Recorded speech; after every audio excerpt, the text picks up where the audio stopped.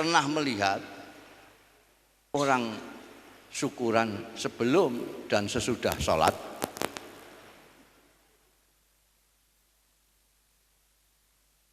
Tidak ada. Padahal itu dua-duanya adalah rukun, sama-sama rukunnya. Kenapa yang satu disyukuri, yang satu tidak? Karena yang satu orang menyadari kenikmatan yang diterimanya. Sementara pada waktu sholat hanya kiai-kiai yang tahu bahwa itu nikmat dari Allah Subhanahu wa Ta'ala. Hanya kiai-kiai yang bersyukur.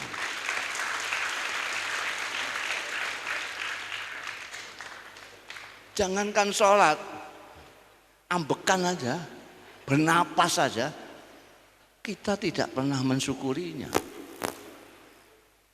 Saya punya kawan itu kayak Fir'aun,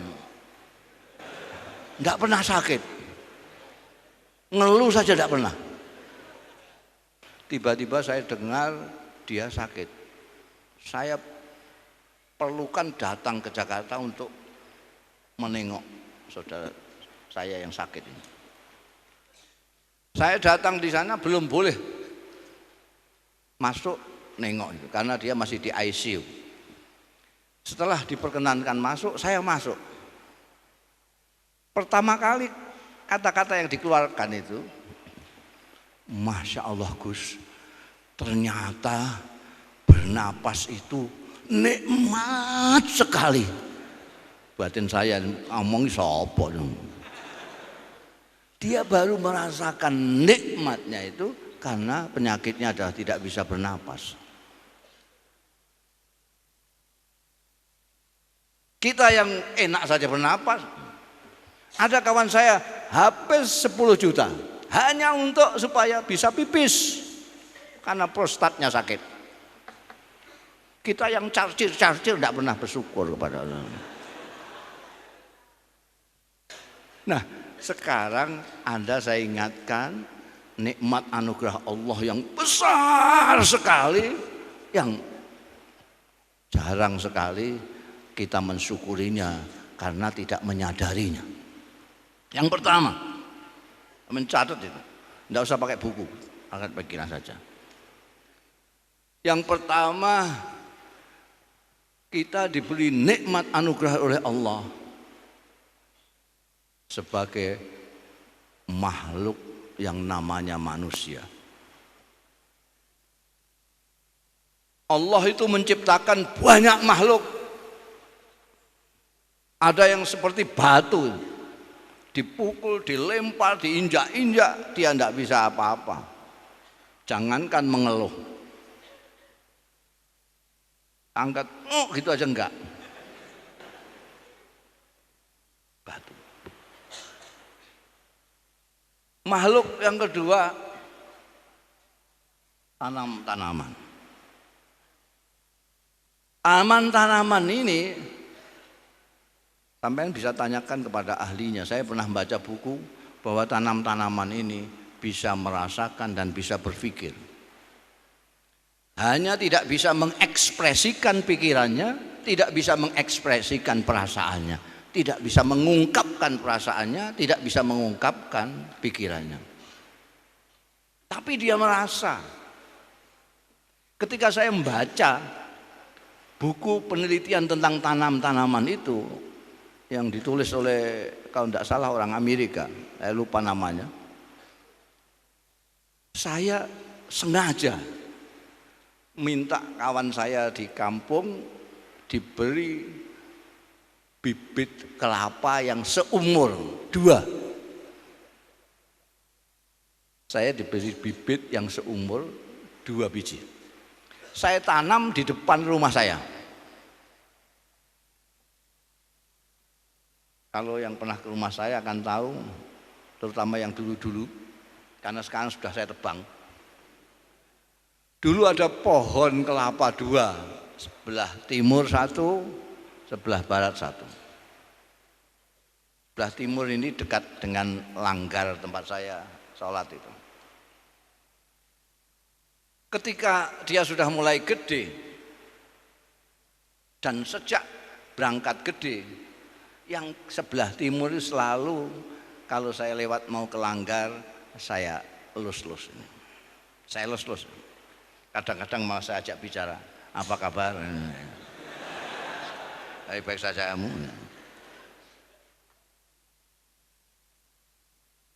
Yang sini sama sekali, tidak saya abaikan sama sekali. Yang sebelah barat itu tidak pernah saya pegang aja, tidak pernah. Ini ada anak saya ikut, jadi sampean bisa tanyakan. Masya Allah, itu luar biasa. Yang sebelah timur yang sering saya pegang, saya los-los, saya tanya-tanya kabarnya segala macam itu buahnya luar biasa. Buahnya luar biasa. Sementara yang sebelah sini, sebelah barat, ini apa namanya? Pentilnya kelopo itu apa namanya? Bluluk saja tidak. Bluluknya jadi ada. Sama sekali tidak ada. Bluluknya saja tidak, apalagi buahnya. Sementara yang timur kayak begitu. Wah, ini mungkin bijinya yang satunya salah ini. Ketika saya ceritakan kepada orang rumah, anak saya semua itu, anak saya ini terus niru. Kalau lewat sini, ini yang dipegang-pegang yang barat ini. Ikut-ikut nanya juga apa kabar kamu. Dan Anda percaya tidak percaya, tiba-tiba pohon kelapa yang sebelah barat juga luar biasa buahnya. Kenapa saya tegur dua-duanya? Karena nibani santri. Banyak buahnya itu gak karu-karuan.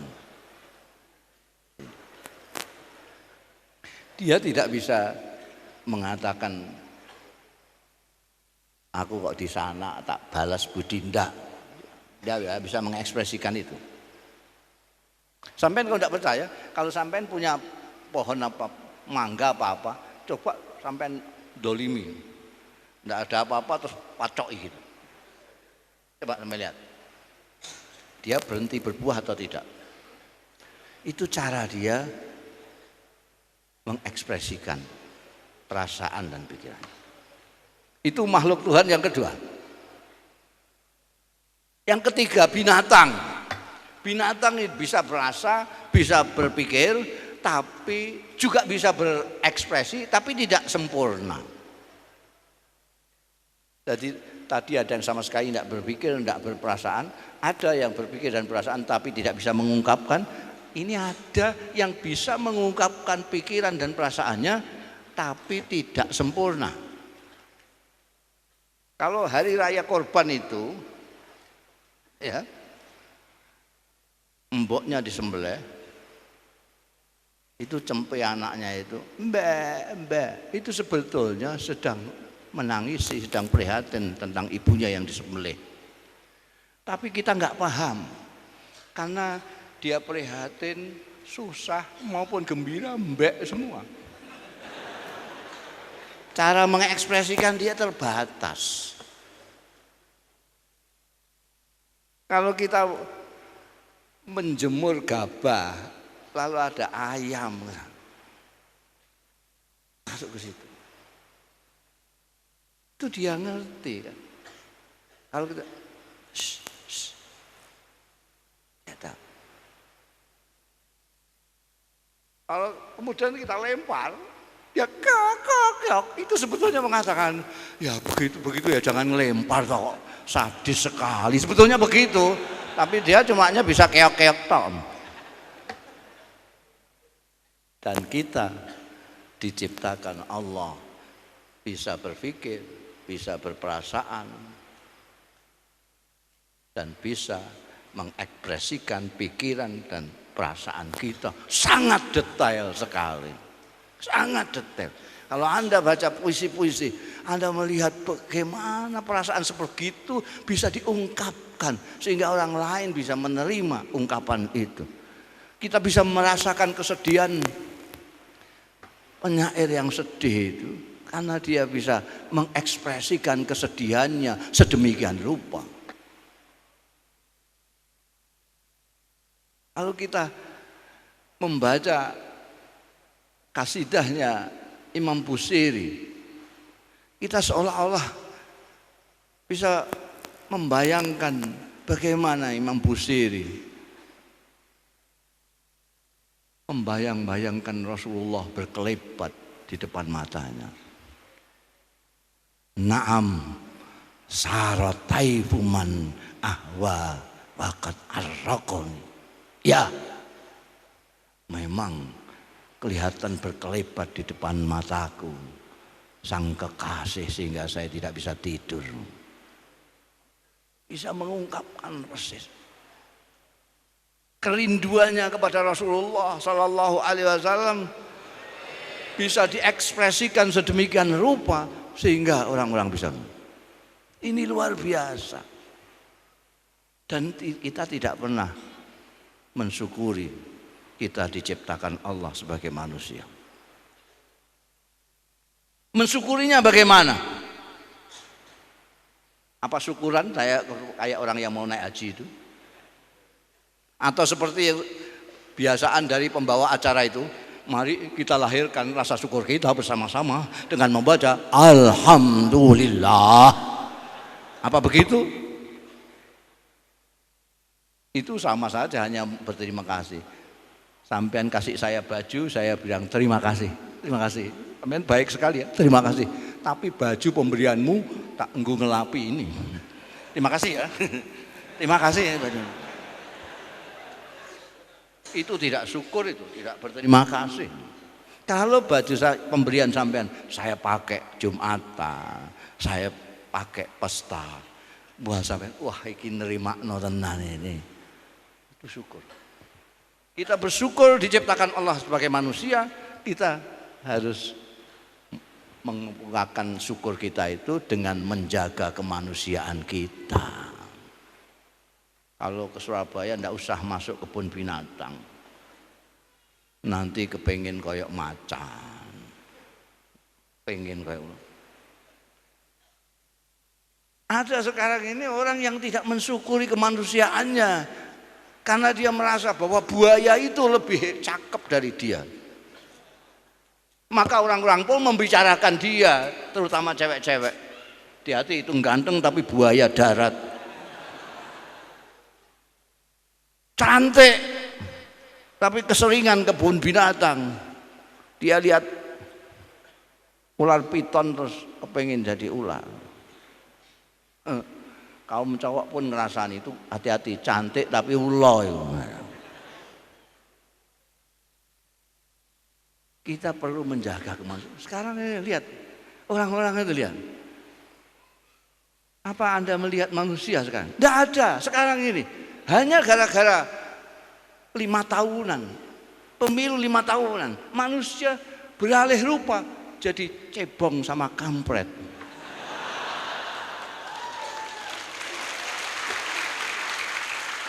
Tidak mensyukuri kemanusiaan paringane Gusti Allah, malah mencebongkan diri dan mengkampretkan diri. Nauzubillah min dzalik. Saya kira tidak ada dari Lirboyo seperti itu. Ono tak takzir.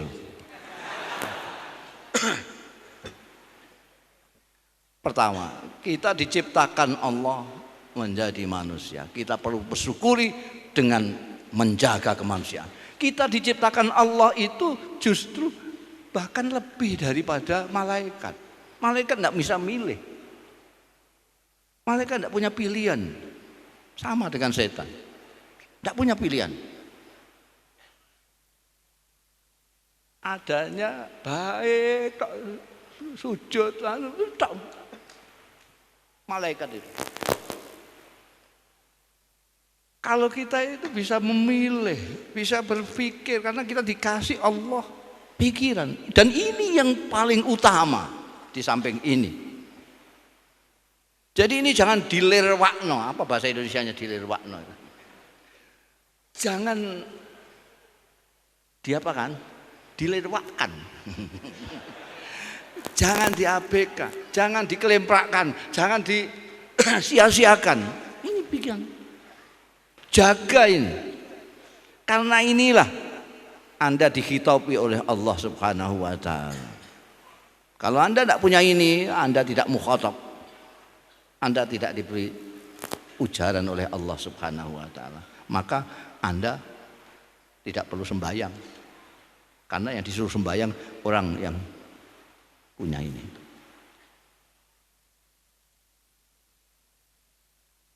Maka cara untuk mensyukuri kemanusiaan kita menjaga akal pikiran kita dan nurani kita.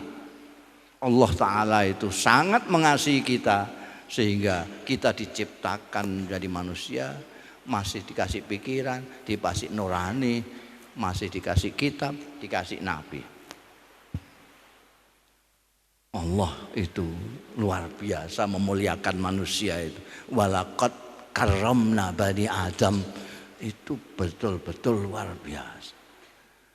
Nah, kita yang dimuliakan oleh Allah seperti itu, mengapa harus merendahkan diri menjadi yang lebih buruk dari itu? Itu kan luar biasa. Ini nomor 2.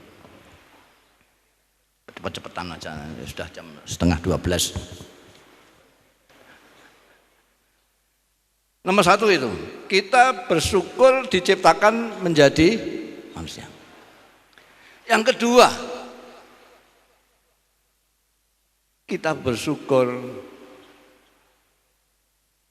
menjadi umatnya Nabi Muhammad sallallahu alaihi wasallam. Jangan dikira ini empreh, luar biasa. Kita dipilih oleh Allah Subhanahu wa taala tidak hanya dijadikan makhluk yang namanya manusia, tapi diikutkan Nabi Muhammad sallallahu alaihi wasallam. Kalau sampean usut-usut, bagaimana kalian yang Jawa Galiwo ikut Kanjeng Nabi Muhammad sallallahu alaihi wasallam? Kok kiblatnya kok Ka'bah, kok enggak Borobudur? Wong kalian ini tedak turunnya Hono Coroko Dotosowolo, bukan Abajadun Hawazun. Itu karena dipilih oleh Allah.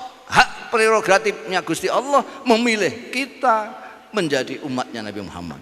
Kalau tidak, maka orang yang paling dekat dengan Rasulullah Sallallahu Alaihi Wasallam secara geografis, secara biologis, secara apa saja itu tidak ikut Kanjeng Nabi.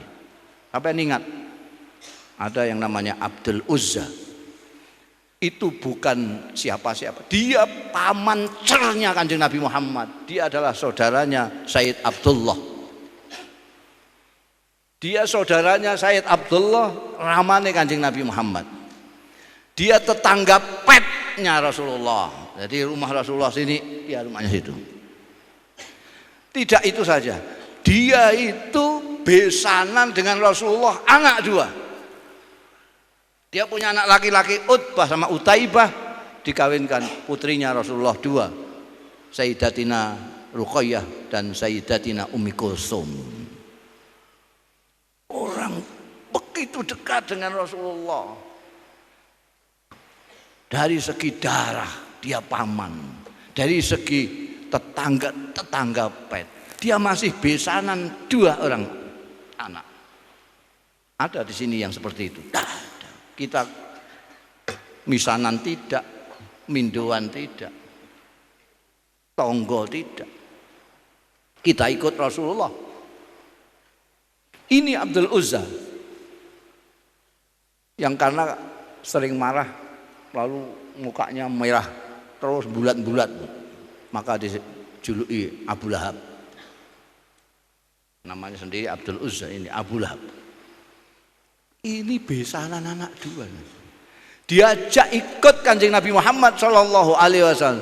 Bukan hanya tidak mau, tapi mencaci maki.